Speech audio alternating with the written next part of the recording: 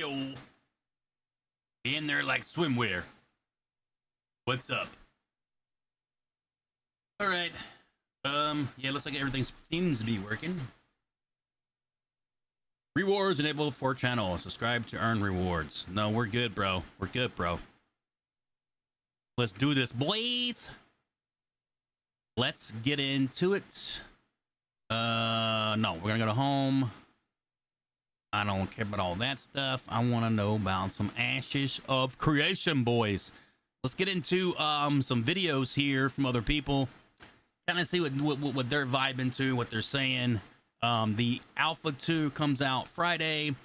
I really need to freaking figure out how to freaking go ahead and download the game or something. I don't know, chat. 8 hours ago, Rogue and Tunar race teases. What? We'll watch Narc. Hey, what up, boys? Hey, what up, boys? Nearly days away. I think only 2 now, to be precise. The community have been waiting patiently for sneak peeks into the future of Ashes of Creation. But before we get into that, sit back, relax, and grab yourself a Coca-Cola. Coca-Cola, because maintenance, leaving a few people quite anxious as to what was happening. Over 24 hours it was down, and with it being so close to the Alpha 2 launch, people were worried that it wasn't coming back up in time to purchase access. But alas, these worries were more last-minute jitters, because right in the middle of my stream over at twitch.tv/Narcoverse, the website was back up and had a shiny new coat of paint applied to it, going into details about all things Ashes of Creation. We immediately stopped wasting time arguing about systems for a game that quite literally doesn't exist, and jumped into the website to check out all the new juicy stuff. The official AshesOfCreation.com now features a deep dive of the Alpha 2 itself, the archetypes available, including them as aforementioned Rogue and Summoner teasers, the races of Vera, including the as aforementioned Tulnar tease, and a small segment explaining the core philosophies behind this highly anticipated MMORPG's risk versus reward. But enough about that, let's talk about the things that really matter, these archetypes and racial teases. Within the archetype section, it's all laid out in a very high quality way, which clearly links to each of the archetypes one by one. So let's briefly remind ourselves of the ones that we know before dipping into the Rogue and Summoner teasers. All of these archetypes have a very detailed video diving into the spells and abilities, and I will provide links to each one down in the description if you want to get a more intimate deep dive of these class kits. So let's start with the first one in the list, the Bard, a versatile virtuoso that inspires allies and disheartens allies with an extraordinary repertoire of abilities encompassing the arts of music, song, dance, and storytelling. Look, I've never been a Bard fan, okay? I've never been a Bard fan, chat. Shielding dance, and I'll say that now. Gambit, even in EverQuest, right? Like we all remember EverQuest days. Purest form being the Bard plus I never, but everyone says this Bard class is like really cool. Soul Warden, Trickster, So we'll see. And Siren. Currently, as it stands on the pre-alpha testing, Bard is one of the most fleshed out archetypes with a massive roster of abilities and high levels of sustain and group support. Look at that. This makes the Bard Look at that. great for self-sustain whilst playing solo, but That's crazy. DPS capabilities that our other classes possess, but puts them in a perfect position to be the support that you've always wanted. The next archetype on the list is our Cleric, which boasts their ability to convert magical essence into radiant energy, which they can wield to heal their allies or smite their foes, manipulating restoration, radiance, and support across a wide roster of spells that many of you will be highly familiar with. We see a preview of Deliverance, Consecrating Wave, Look at Wings that. of Salvation, and of course, Ashes of Creation's Cleric wouldn't be done justice without a preview of its beautiful Resurrect spell. We then have a look at their... I'm gonna go to the site right after this video is over, and we're gonna check that out ourselves. Oracle, Protector, Shadow Disciple, which is what I want to play, by the way, Shaman, and Apostle. Much like the Bard, the Cleric is also in a pretty solid state for the pre-alpha tests. They act as the game's main healers, which makes them a very highly sought-out class in groups. Of course. But again, their solo capabilities excel in self-sustain, so they lack satisfying DPS, leaving them wanting for groups when engaging in open-world gameplay. Next, on to a preview of what is likely one of the most popular archetypes, the Fighter. The Fighter is an agent of chaos on the battlefield, channeling mana to convert magical essence surrounding them into sheer offensive power to tremendously amplify their strength. Utilizing this strength alongside momentum and perseverance, the fighter has a diverse roster of abilities such as Brutal Cleave, Berserk, Whirlwind, and Battle Cry. Their secondary archetypes start with the pure Weapon Master and branch off further into the Blade Dancer, High Sword, Spell Sword, Hunter, Shadowblade, Blade Caller, and Dreadnought. Very poggies indeed. Currently during the pre-alpha testing, fighters are extremely powerful. They have another huge roster of polished abilities and have received I'm probably gonna do a fighter mage, testing, leaving them in a solid spot for both group DPS and solo sustain, able to easily pull multiple mobs and take them out. A perfect pick if you enjoy melee DPS, but also a great pick if you want a smooth starting experience as a solo player exploring the Alpha 2 map. Next up is another highly popular archetype, the Mage, claiming the title of unparalleled masters of arcane might. It looks badass. The boundless energies of looks really cool. raw essence to affect reality itself. The Mage utilizes status effect combos and area of effect to decimate their foes from close range and from afar with elemental abilities like Frostbolt, Chain Lightning, Magma Field, and Arcane Volley. Being a diverse class with many tools at their disposal, this is only further enhanced as they adopt a secondary archetype. Doubling down on the Mage, they become Arch Wizards, but the other archetypes transform them into the Sorcerer, the Acolyte, Battle Mage, Spell Hunter, Shadowcaster, Warlock, and Spellstone. Unfortunately, the Mage is probably one of the most lackluster classes right now, being one of the very first to be revealed, but also the most complicated to That makes use. sense. Their roster of That makes sense to me, is very chat. lacking, but they do utilize an elemental combo system that has huge potential for the future as the Look at this. archetype receives It's some because the much-needed Mage is love and always- feedback. Directly countering the Mage next They get is stronger Rangers, as you the third level, right? of The our scaling pure ability on a DPS Mage is gonna be classes way for higher Alpha 2. Rangers than have others. a profound connection to the world around them, which Look gives at them that. an ability to track enemy targets that border on the supernatural and a skill for camouflage that gives them an enormous advantage in any terrain. They specialize in the use of marks, scouting, ammo imbued, and mobility to skillfully trap their foes and dispatch of them with ease from afar, with abilities such as Snipe,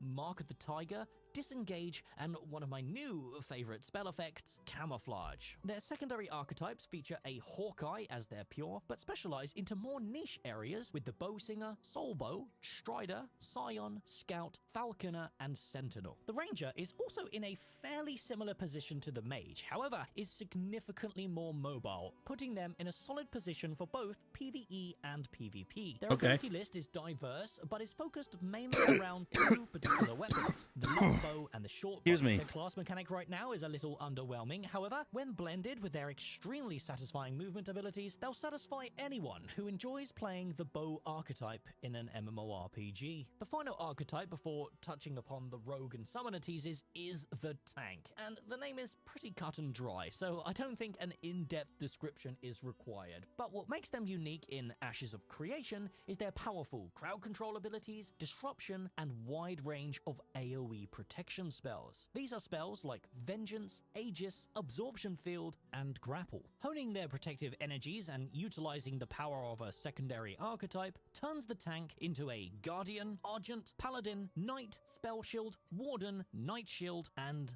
Keeper. The tank right now is in quite a unique position. Although Ashes of Creation is a game designed specifically around a Trinity system, because of the tank's lack of polish, many players have reported on them feeling quite underpowered in terms of DPS. Their abilities range from crowd control to self-defense buffs, and their class mechanic complements this self-defense playstyle. However, many players feel that the archetype has a way to go before it feels fun, so only play the tank if you're going into the game with friends for now. Which leads us on to the thing that you probably all clicked on this video for. These juicy rogue and summoner tabs that have been teased to us this whole time. Oh, you want me to click them so bad, they don't you? they want you. I'm about to click them. Here I go. Oh my god, I'm clicking them. one with the shadows, knowing how to move with subtlety and when to stay put. That's gonna be my main when the game launches, I think, is a rogue. The rogue is a master of opportunity, using skill, positioning, and the environment to dish out frightening amounts of damage. In their downtime, they provide excellent scouting, helping their friends navigate dangers otherwise unseen. The summoner is never alone. 2 hands are good, but in the summoner's opinion, many hands are always better. With the right tools for every job, there is no situation they can't handle through their connection to the void and other realms. Summoning assistance through the portal, they call upon the occult to join them in battle, supporting their allies, banishing their adversaries, or controlling an enemy. Summoners can shift to easily fill gaps in the battlefield wherever they are needed.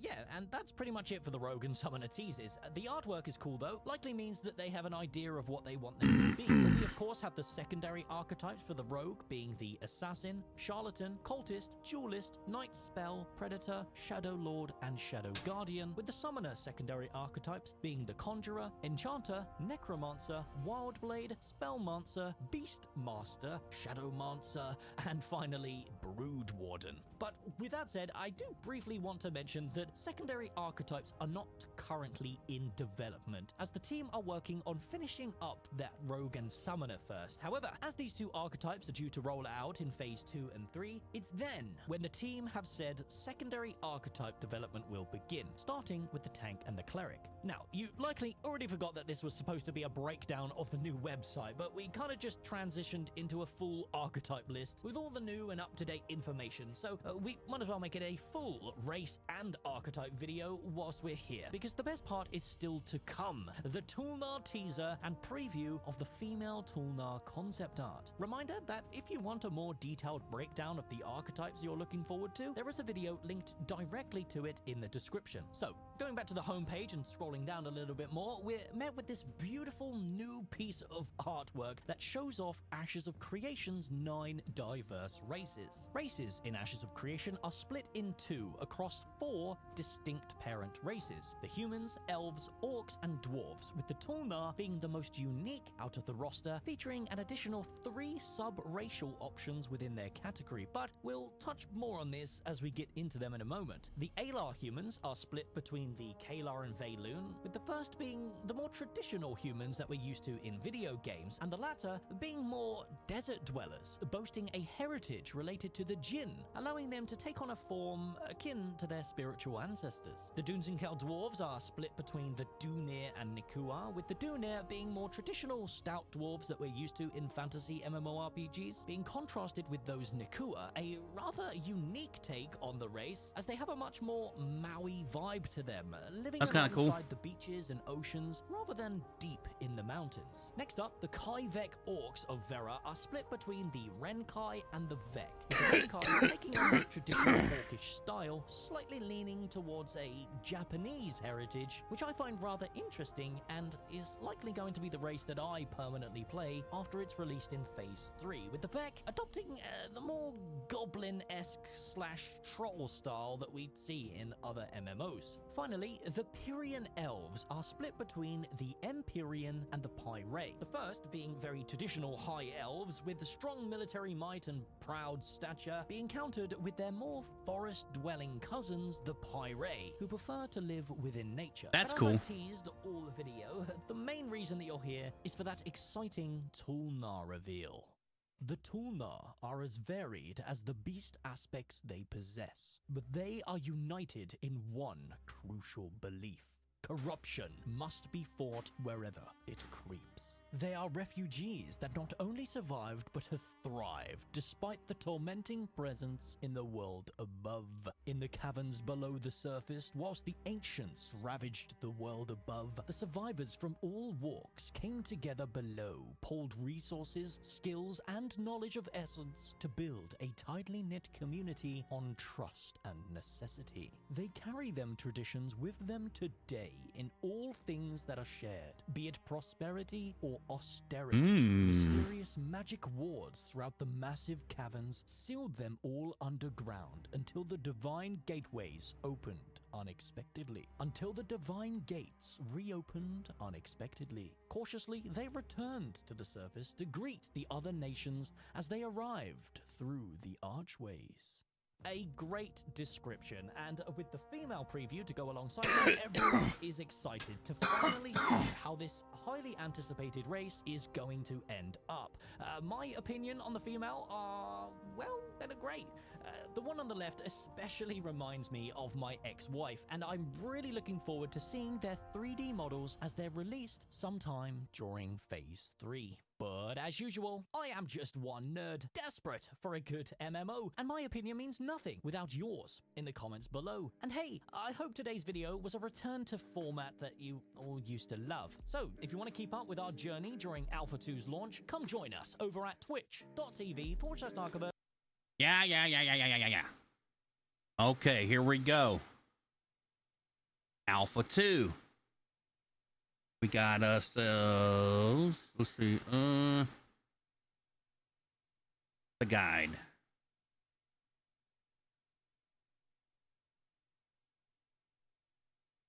So they do have an arch type. That's cool. All right, so I'm going to be torn, chat, between playing a fighter and a ranger. But I'm probably going to go fighter first. Let's show the fighter.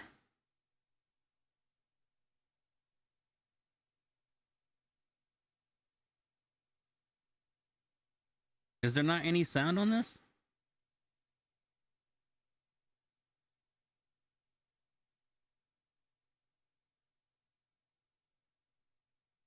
That looks cool. Ow. God damn, man.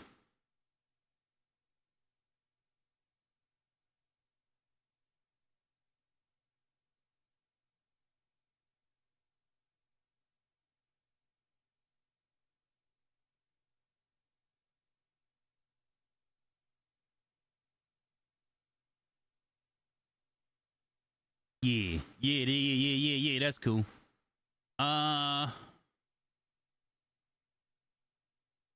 Fighter it is.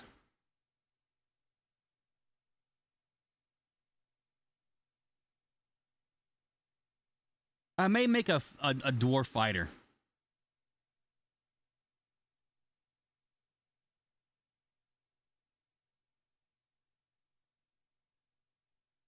Or an elf. I don't know, man. That's hard, bro. That's so hard.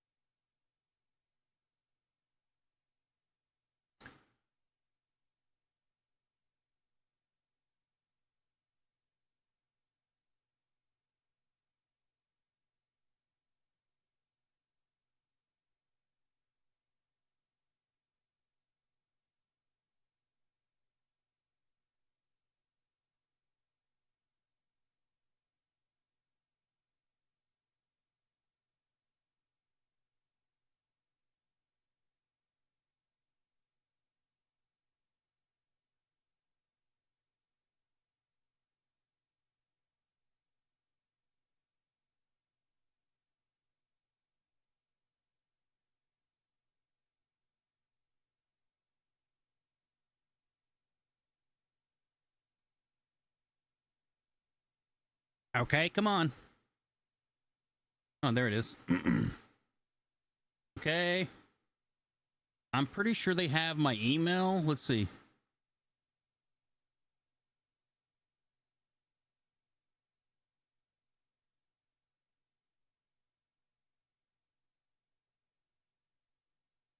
Ugh. What's wrong with this website?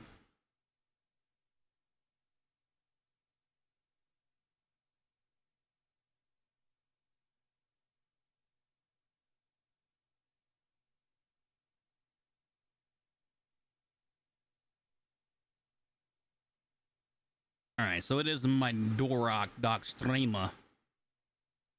When checking my phone, I want you guys to see my fucking emails and stuff. You know what I mean? That just would be cool, bro.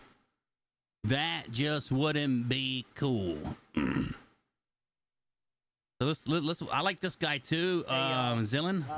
So if you haven't been to the channel before, my name is Zillin. I make Twitch and YouTube content for Ashes of Creation. I've done so for about the last 4 years, and I was lucky enough to be in that very first wave of invites, the first 1,000 people who got invited into the pre-Alpha 2 testing, which means I've been testing Ashes of Creation for about 2.5 to 3 months now. It's something like that. And I want to tell you guys all about the nodes in Alpha 2, what the nodes currently do, what they don't do yet, and what you guys can expect from the node system in Alpha 2. So in my opinion, the node system is the second best thing about Alpha 2 behind the combat. If you haven't seen my combat video already, go check it out. It's really, really good. It explains how the combat looks in Ashes of Creation, which I think it is the best thing going for the game right now. However, node's a second, and it's not that far off of a second as well. I mean, it's up there. It's pretty high. So right now, obviously, nodes can level. They can go from a stage 0 to a stage 3. Whenever we all come out into the world on the first day on October 25th, all the nodes will be stage 0. There will be no nodes to go become a citizen of. As the nodes level up, you can see the visual changes. It starts out as just a few tents and a couple of guys, and then if there's a little kind of a maybe 50 tents or 25 tents or something like that, and some more guys, and maybe I think there's a crafting station that shows up and a couple other little things. And then when you get stage 3, it's a full-on village with walls and everything. And then of course there's going to be more stages that we don't have access to at the start of Alpha 2. So they level up just like normal. And once they are leveled to 3, so 1 and 2 is they're kind of like stopgaps. I believe you get access to the banking system at stage 2, and I know at stage 1 the guild, I forget what he's called, the guild manager, I think it might be, is there, and guilds can start becoming to be formed once there is a stage 1 node somewhere on the map. But once you get to stage 3, this is when things start to get very interesting in terms of nodes and what all nodes can do. So the very first thing is, immediately as soon as a node hits level 3, the mayoral election basically starts. It's an hour long, 1 hour, which means there is a huge advantage to being online and having your group of people online when a node hits stage 3, because you have a possibility of becoming the mayor, simply because there's not a full 24 hours of voting. The reasoning for that, by the way, just so you guys know, is how would you feel if the node was level 3 but it couldn't do anything? The node couldn't take any action for 24 whole hours. So I think that Intrepid has found a kind of a middle ground there, where the first election is an hour, and then after that, every 30 days when there's a new election, it'll be a 24-hour election, I assume. But I'm pretty sure that's how that's going to work. But yes, the first election is 1 hour. So you can elect a mayor to your node, and that will happen within the first hour. And then the mayor can put up mayoral commissions, so he can put out their commissions for what he thinks that their node needs. As you know, he can put out a commission for oak logs or basalt or whatever. And also, I think there's also commissions that relate to killing things, but I'm not sure about that. Then the mayor can start enacting certain policies. The mayor can also change the tax rate, and I think you can take the tax rate up really high. I can't remember what the max is. It might be 90% or something like that. You can make the tax rate absurdly high, if I remember correctly. But what is most important about the nodes, what is the coolest thing about the nodes, as far as what we all kind of expected and wanted out of nodes, I believe at stage 3, there are 3 plots, maybe 4. I'd have to go back and look. It's either 3 or 4, but I think it's 3. 3 plots on the node where specialized buildings can be built. And the mayor can choose those buildings, start them. A construction foreman shows up at kind of at that plot, you can walk up to him and talk to him, as in any citizen of the node can walk up to him and talk to him and find out what he needs in order to finish that building. And then you can go out into the world, collect those things, and bring it back and deliver it to him. So the entire node works together to build up the buildings. And then once you're done, there's a new building there, and now the node has new capabilities. Now this is the crucial thing here. There are way more than 3 options for buildings to build. Matter of fact, I want to say there's like 30. The last time I looked, there's a bunch of options for buildings to build, which means that your node is going to be specialized for kind of a specific thing that it does. And each node is going to have its specialization. And let's just say that no node, for whatever reason, chooses to get all the stuff you need in order to make the best armor smithing, whatever you want to call it. There may just not be a place on the map on your server where the highest level plate mill stuff can be made. Sorry. Which I think is really wild. It's going to make every server be even in Alpha 2, even in this phase 1 of Alpha 2, when we're all just getting in, and really the first couple of months is about server stability and performance and stuff, not really about the fun and all that stuff. Even in that stage, you're still going to have the servers be wildly different from one another based on the decision that the node's mayors make. You have to be level 10 to be a citizen of a node. And right now, because I don't think there's any housing of any kind right now, you do not have to be a landowner or a house owner to become a citizen. You just, once you're level 10, you walk up and say, I want to be a citizen, and they say, congratulations, you're a citizen. Once you're a citizen, you have access to the mayoral commissions there at the on the node. There are a few buildings on the node. There's like a temple that's already on the node, and I can't remember all of them, but there are several buildings that are on the node that don't really seem to do very much. As far as I can tell, you can't even walk into them yet. I'm sure those things, as we get further in, they'll come online, and there'll be more that you do with them. But there are already some buildings that are like native to the node, including the caravanserai, which is where you go to launch out your caravans, which is present at every node at either stage 2 or stage 3, but I think it's stage 3. And then including the warehouse. And the warehouse is going to be very, very important for all of us. Once you become a citizen of a node, you can go start putting stuff in the warehouse of that node. And the way it works, it's kind of strange. It's almost like the game's bag system, which I'm going to be doing a video very shortly on gathering and questing, and I'll explain the bag system in that video. But it's almost like the game's bag system in that you have to kind of choose what you want to be storing as far as the types of materials. So you have 2 bank slots to start off with, or two warehouses, and you can choose mining and logging, or mining and herbalism, or whatever, and that's where you keep everything related to mining in your mining bag or your mining warehouse inside of the broader warehouse, and then you have the ability to buy more warehouse space as you get the money to be able to afford it. Also on every node is every crafting station, so you'll be able to gather, process, and craft for everything. Takes a little bit of time to figure out where everything is. I've got it memorized now because I've been playing for a while now, but they're all in one central little location. If you get very far away from that little location where all the crafting stations are, when you're in a stage 3 node, you've gone too far. They're all in that little tight area, so keep that in mind as you go. And I'll release a video later on explaining where everything is, in case anybody is really confused where to find things. There's a vendor there that will have access to different types of gathering bags, some equipment, but not all. And then he also has a materials tab where he sells some of the stuff that you have to buy in order to do crafting, like beeswax, seeds, and stuff like that. That you don't go out into the world and gather. You just buy from the vendor. So.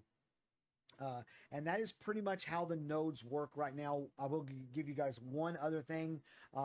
The idea that the world around the node levels up with the node does seem to be working, at least in some degree. Right now, or at least in the Alpha 2 testing that we've been doing, there are, in many cases, around the nodes, there are just big clumps of different types of mobs, a bunch of wolves here, a bunch of animated armors here, a bunch of ravens here, and you can just go pull those out and kill them as you want to. But the level of those things seems to go up as the node goes up. Also, and this is probably the coolest thing. This is probably the coolest thing about all the nodes. There is one point of interest that I know for a fact changes based on the node's level, and that is the Oakenbane Keep. When Miraleth is a stage 1, stage 2, or stage 0 node, Oakenbane Keep is kind of like a old rundown fort with a few goblins scattered inside of it. It's whatever. But when Miraleth hits stage 3, it's like the goblins organize, and that place is filled with lots of goblins, high-level goblins, bosses, 2 and 3 star guys. You know, like it turns it into kind of a mini dungeon, or what they call pocket dungeons. It kind of turns it into a pocket dungeon, but only when Mirror is stage 3. What up, bro? I can't confirm. Yeah, me neither, man. POIs in the game do We that got because I haven't seen what, it dude? We got shit. but I can confirm that at least that one does that. So, we Res, do have wow, do that you know? working. The So, whole I mean, concept of the nodes I leveling just and read that they're gonna send us changing the world emails is a thing. for the Alpha 2 stuff. I'm an Alpha 2 key holder, obviously. Which is very, very cool to see. So once you guys Like, get in there, when are they going online? Is it like you guys probably watched midnight the map, Friday there's or a Mirrorleth, certain there's time? I didn't really there's Mirrorleth, and there's gather the Mirrorleth. information. I've had a lot of stuff going on personally in my life in the past 2 weeks, so I've been out of the loop, which is why I'm trying to binge a lot of Ash's YouTube content to kind of get caught up. But I don't know. I need to look into like a time release, because I want to be online whenever we can download it. I want to be there the very second, bro.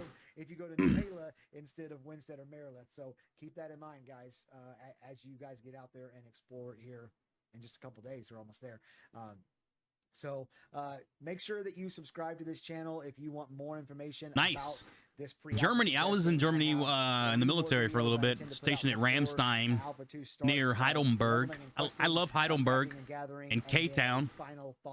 Lots of drunken nights in K-Town down at the Irish pub down there. Be coming out here soon enough. So make sure you subscribe, hit the notification bell. Just and I'll see you guys real little soon. word of advice, chat for us, you know, Americans that are watching the show. If you ever go to if this is your first time to my channel, if you ever go to freaking Germany, right, and you go into an official Irish pub, okay, guys, okay, Americans, this is what I'm talking to you, Americans, don't go in there starting shit, okay? I'm gonna tell you right now, Irish pubs don't fuck around, okay? I learned that the hard way, all right? Just saying, just throwing it out there. There's your little, I guess, cultured, broadened advice for today. Yeah, they'll fuck you up. All of a sudden, the Ashes of Creation hype is blowing up. It is very true. See, Rez knows. Rez knows. YouTube and Twitch content for Ashes of Creation and have done so for about the I'm so ready for this game.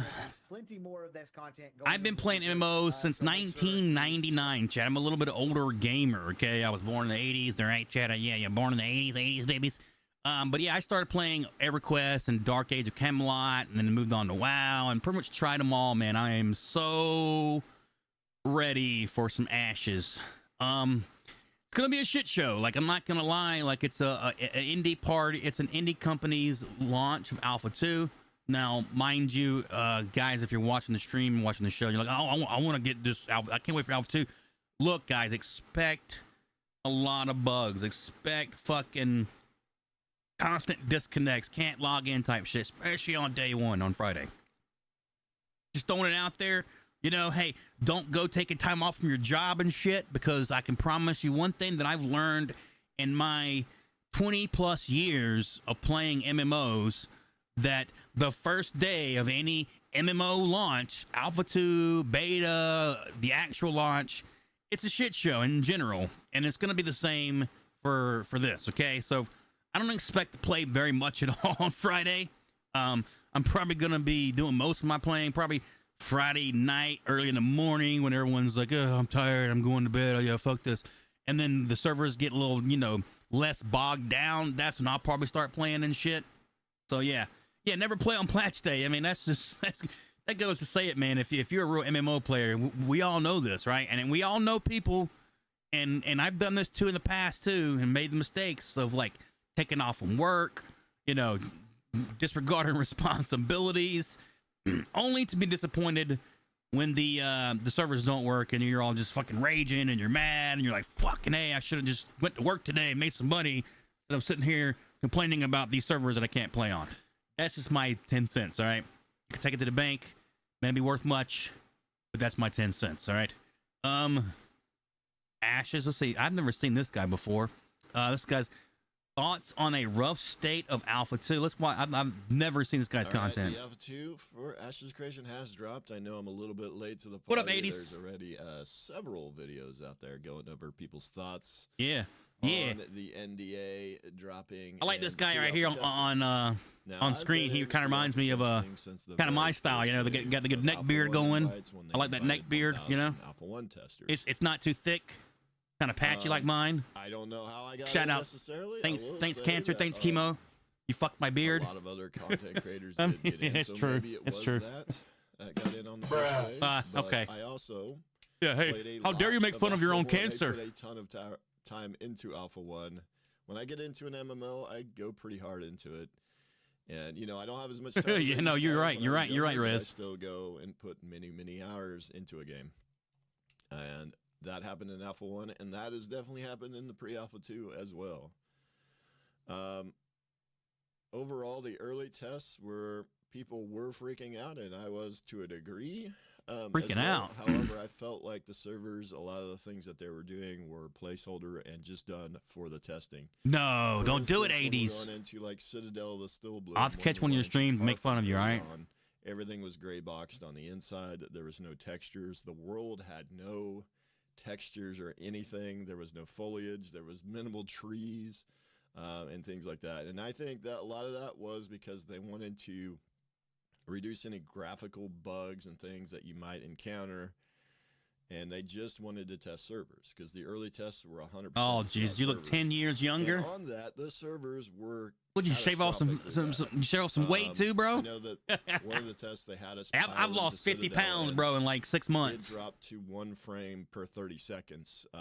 Yeah, buddy. And then, but the server actually 50 pounds. I'm still going, man. Got a fade. The performance was basically down to nothing. I remember trying to PvP people. I think I even saw like Yokai from MVS, and I was trying to like target him, and he probably was in his voice chat and was telling them that I'm getting attacked by Rive, and they all attacked, and then I suddenly went from 100 to 0 just out of nowhere. Like shit like that was happening. And okay, this dude is he's so kind of it was fun. he's kind of rambling. I mean, I'm not gonna lie, he's rambling like a buffoon, and I don't know what he's talking about. I kind of know what he's talking about, but not really. It's not very informative. Hell, I guess it's Narc and Zelix the only ones I know of. Let me just type in Ashes of Creation and see how many content creators are out there. So let's do recently uploaded. Okay. Don't pick the wrong class. This guy was 14 hours ago. I just watched Narc's video. Richie, I like Richie. It's gonna be Jumping into any MMORPG. this game is not a game, 80s. This is life, bro. This is gonna be life, man. This is gonna be life. But it's Alpha 2, man, so it's only on the weekend testings for Alpha 2. Testing is gonna be the weekends for like a month, and then it'll be through the week. So I'm not really gonna be truly delving into this game hardcore until probably the official Alpha 3 launches or whatever, like next year. And even then, I mean, come on, I mean, it's considered alpha. You know what I mean? It's not betas, chat. It's alpha. It's gonna be buggy. The game's not even gonna be fucking really all there. It's just I'm really excited for a fucking new MMO. All right. Yeah, I need something to get my mind right. And I'm doing a lot better, bro. You know what I mean? Like, you know, straight up, like, you know, this is my channel, my show, but fuck her. You know, like, it is what it is, bro. It is what it is. I got my head on straight. We're being very amicable about the whole situation. It's all about the kiddo. You know what I mean? I will be fine. I'm gonna be 100% fine. It's just the fact that I worry about her because she's pretty much, you know, given up her whole life to go do her own thing, to include financially support and everything else. And yeah, she doesn't have a job right now, so I don't know. But whatever, that's her problem now.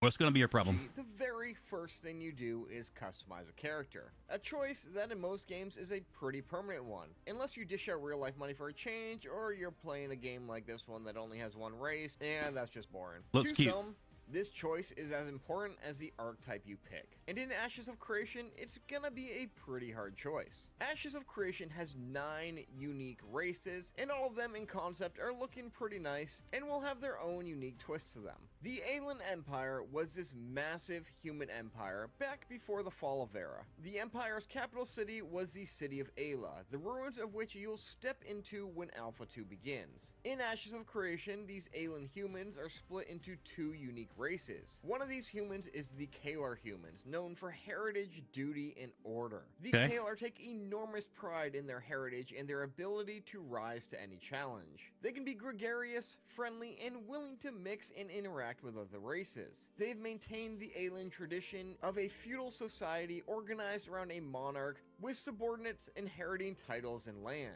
Like their ancestors, they form orders of knights and possess the largest organized standing army of all the races. This deep ancestral pride provides them with a The graphics look amazing in this game. I'm not gonna, I mean, like, for like concept art, this is pretty spot on. I like it. The Valoon are the second human race whom are known for opportunity, presence, and enterprise. The Valoon trace their origin to the Sandsquall Desert, where they relied on bravery, curiosity, cunning, and charisma to survive. To this day, they hone those skills to ensure no opportunity passes them by. Historically, the Valoon organized around an elected magistrate, which delegates political affairs through prominent market organizations and industries. The fuck is Trade that? is a core feature of Valoon politics, and social norms inform negotiation rituals that ensure fair, honest deals. Nah, I haven't whenever seen it yet. possible. In times I don't of need it. legend, the first I don't think of these anyone's gonna ritual need no trades came in the fight. form of an 5090. Aelan marriage to one of the Jinn Guardians of the Sandsquall I said that shit Desert, nowadays, and I'll which probably gave buy rise to one. the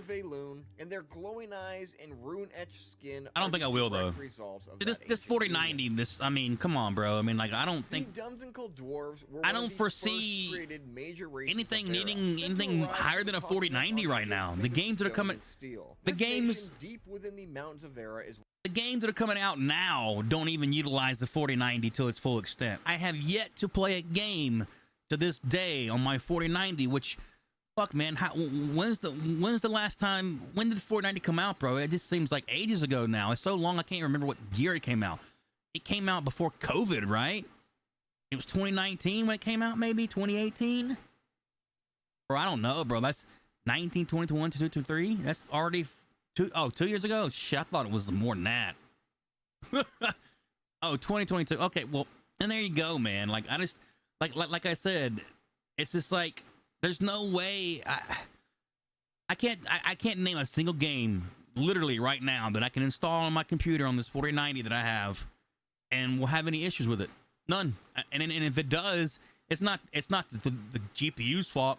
It's the optimization of the game's fault, right? Typically. What I'm saying is there's no need for a 5090 right now. I don't think games are to that point to utilize 5090 technology, but maybe they are. the oldest in the world. The I Dunir haven't gamed in dwarves, 2 years, described just with the about. words artisan, reliability, and deliberation, are hardy and I resilient. literally haven't They gamed in value over, craftsmanship yeah, and like reliability, seriously thriving in gamed a treacherous serious, terrains with like sat down and unmatched game in like 2 dedication. years. Loyal to the monarch, yet independent in their pursuits, Dunir often perfect trades or seek Ace. riches underground. The Wait. military is renowned for its defensive prowess. I'm making reflecting a their fucking steadfast dwarf. Look at that nature. shit. That shit Known looks for strong badass. alliances, the Dunir are slow to forget slights, making their grudges legendary. Their stubbornness and loyalty shape their cautious but steadfast political stance. The Nikua, on the other hand, the second dwarven race, are dwarves of exploration, optimism, and hospitality. Three things matter most to the Nakua: family, open sky, and sails full of wind. They're renowned explorers, That's sailors, Maui. fisher folk, and adventurers From Moana. who maintain the reliability of their cousins, the Dunir, without discipline. The Nakua act according to the decisions of an elected council of 5 elders, but are generally only loosely associated outside of their home waters. Their adaptability and community-oriented nature guide their social structures. Their accommodating nature is balanced by the council's unanimous decision, shaping cautious diplomacy. Last we knew, the Dunir lived somewhere up in the Tabletop Mountains, while the Nakua made their home in the Vandagar Tropics. The Kavek Orcs will make their home on the eastern side of the map though, the Renkai heading into a more swamp-like lands and the Vek heading more into the mountains. The Renkai are known for strength, honor, and loyalty. The Renkai thrive on dedicated training, loyalty, and honorable fights while producing A folding noble phone? scholars, crossfolk, and fierce What is this? warriors. Their confederation 2004? forged through centuries of conflict, You had a rivals flip the phone, Klingon bro? in military might, though historic strife hampers their diplomatic efforts. Emerging stronger from internal and I external just got the conflicts, 16 Renkai Pro now stand united, like their history with last the week Vek or 2 weeks ago. shaping a unique kinship. The Vek are known Once you for go iPhone, seclusion, man, it's just mystery, I and just can't go prophecy. back. Vek are I can't. often devoted There's no way. clerics and mages driven by faith and celestial pursuits, excelling in enchantments and alchemy. A theocracy guided by stargazers, the Vek politics rely on prophecy, impacting their diplomatic stance with a sense of divine destiny. Rooted in Here's what I like about Apple, right? Vek They culture don't blends fuck up. celestial and They don't get viruses. They don't fucking. leadership. They don't. The Purinels They're just have simple, also right? Like I put it this way, my mom came and visited with everything I got going on, right, to help out with shit. And she still has an iPhone 7, bro. physically fit. It's still perfectly fine. It works just like new. You know, she's an older lady, so she don't really, use her phone that much. But I replaced her case and her screen protector, bro, and then I cleaned that phone and like legit. That phone is still like it's brand new out the box. Everything still works. Everything's still great. An iPhone 7, bro. A 7. On Vera, giving them ample time for academic pursuits and magical research. While shorter-lived races confine their educational pursuits to childhood, Empyreans seek to further their knowledge every day of their lives. I thought about getting the Google phone just because of the camera, but The Pyri, on the I went and bought other hand, a value real camera, individualism, 2 months ago. self-expression, living in tight-knit kinships deeply connected to the natural world. They share resources among kinships. I bought a real like an $800 camera like 2 months ago for my toy photography and shit that I'm doing on Instagram and stuff. For my other hobby, my other super expensive hobby. It turned out to be more expensive than fucking gaming. Tolnar will live underneath the surface of Vera in what is known as the Underrealm. The Tolnar are as varied as the beast aspects they possess, but they are united in one crucial belief: corruption must be fought wherever it creeps. There are refugees that not only survived, but they have thrived despite the tormenting presence in the world above. In the caverns below the surface, while the ancients ravaged the world, the survivors from all walks of life came together below. They pooled their resources, skills, and knowledge of Essence to build a tightly knit That sounds pretty of cool. trust and necessity. They carry those traditions with them today in that all things are shared, be it prosperity or austerity. Mysterious magical wards throughout the massive caverns sealed them underground until the divine gateways reopened unexpectedly. Cautiously, they returned to the surface to greet the other nations as they arrived through the archways. When it comes to gameplay, well, some games introduce things such as racial benefits to the game that give each race a small perk in a different area. Ashes of Creation is not doing this. They will instead rely on character backgrounds, similar to how Dungeons & Dragons or even Dragon Age Origins handled this. Yeah, They dude. don't want people to feel like they are forced to play a specific I'm about to head out here race too, man. I'm because gonna be on Butch gameplay long. I'm just gonna just Play watch the some race you videos, wanna play, and trying to get swap back your into the swing background of after the things, of professional streaming, battle. just Each race kind of is knocking set off the their own unique cobwebs sturdy mount granted to them through a quest line in their starting area, and while there will be racial themed weapons and armor, they will not be locked to a specific race. Each race also has their unique node aesthetics, which will be applied towards whichever race is the majority in each node when it comes to upgrading it. If the Dunir contribute to a node more than the Kalar, it'll have a Dunir look to it. If the Kalar contributed more, it'd have a Kalar look to it. So you may see these different civilizations popping up in unexpected places at times. Each race also You know has it, their bro. own language, which will be distinct between NPC races and lore, and certain NPCs may react different to you depending on your race as well. It seems Intrepid is really trying to make races feel like more than just character customization choices, and they'll have direct impacts on the world we're in, which is just extra world building effort that is going to make Vera feel more alive and stand out from its MMORPG counterparts. Hell yeah. Hell yeah. Dude, good shit, man. I like Richie. I'm already subscribed, I believe. Yep. He's a good content creator. I like him a lot.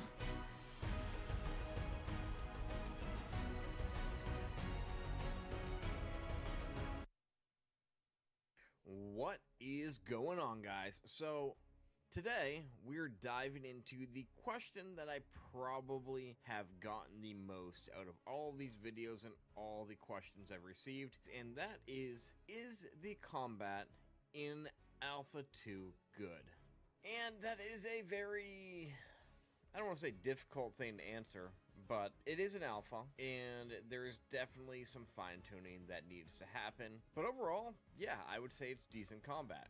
Really, there's two types of combat in Ashes of Creation. There is the tab targeting side of things, and there's the action combat side of things, and then they kind of blend together to make this new hybrid combat baby type of deal, and that's where it gets a little bit messy. Going through really any of the archetypes, for the most part, in tab targeting, it's your basic tab targeting. You have your bars set up, you have your skill rotation that you want to do, you want to try to combo your skills to do different effects, different procs, and that's basically what it is. It feels good, it looks good, and I mean, there's not much to tab. It's a pretty simple thing, in my opinion, to do, and I think tab is, when you have developers that care and developers that are committed to giving you good combat, tab is going to turn out fine. So I'm not worried about the tab target side of things. My biggest complaint, and it's not really a complaint, it's kind of a adjustment of, you may not necessarily be used to playing in this type of way that combat really wants you to play. Obviously, you have your tab target fans, you have your action combat fans, but what these archetypes really want you to do with the weapon skill trees and the class kits is kind of weave in between your basic weapon attack, which is normally just an auto attack, and your abilities. This really is a pretty heavy emphasis in these skill trees because these skills, depending on what you pick, can give you procs to do various other things. For example, we've seen before is the wand. The wand you can spec into giving you fire perks such as burning.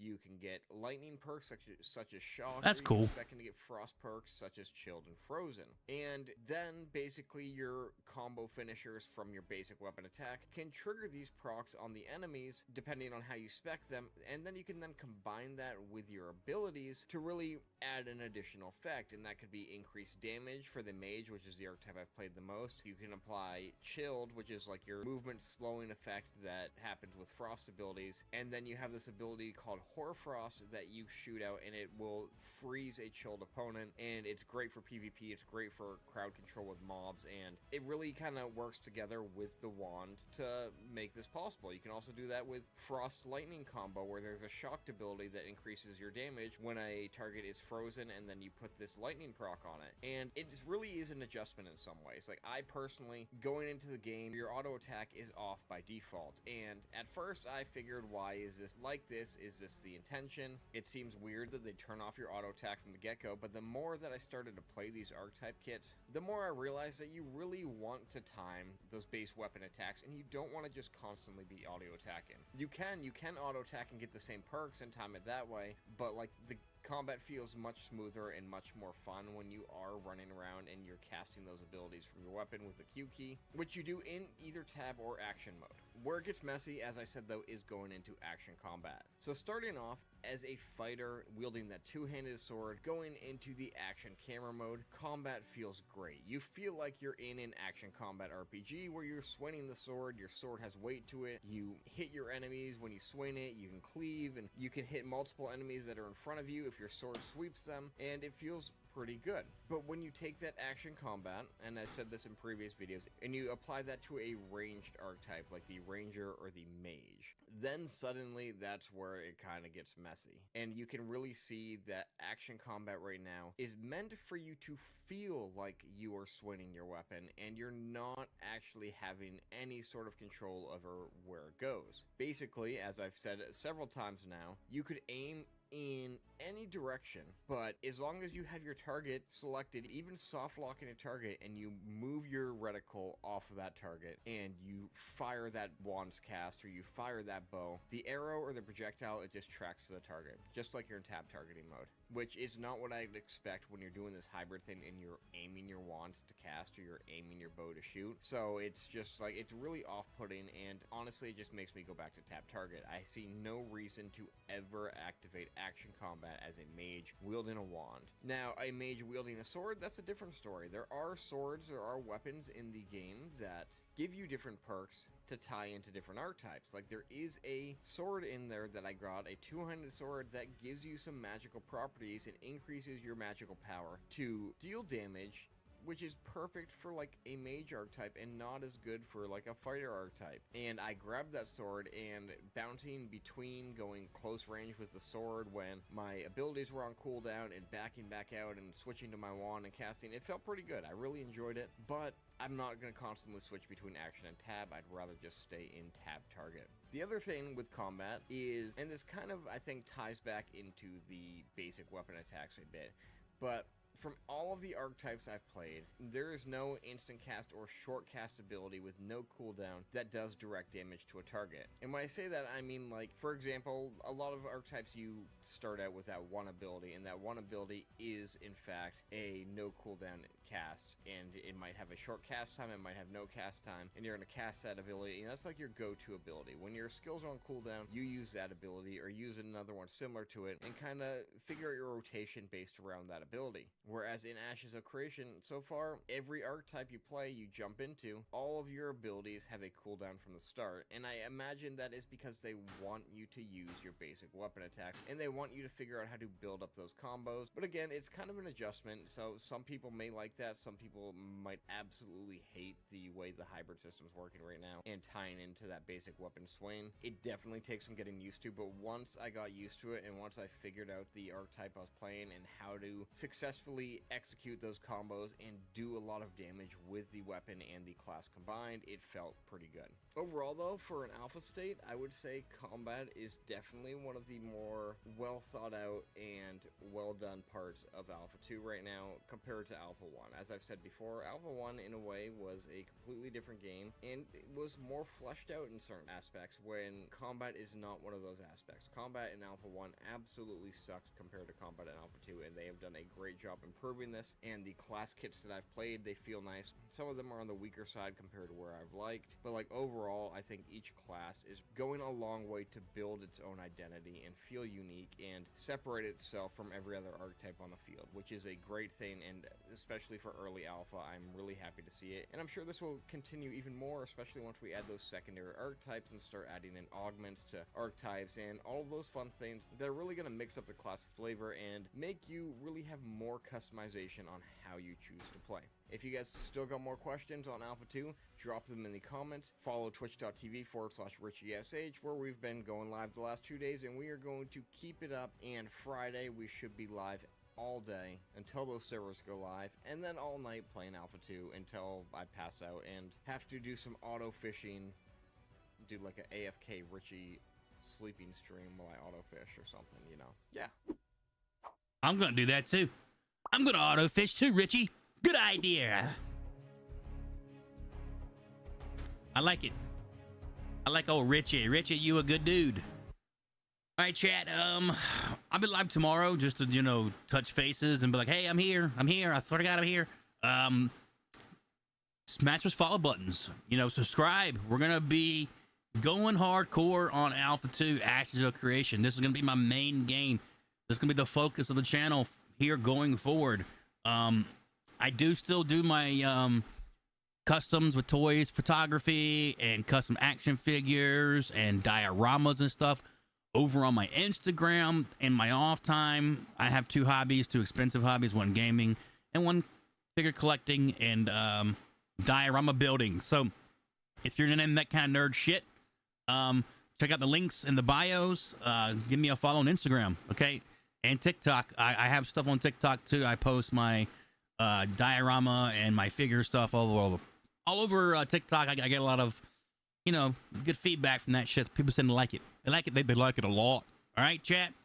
We'll see you guys here tomorrow, and you guys take care. Hua, and you know, dilly dilly.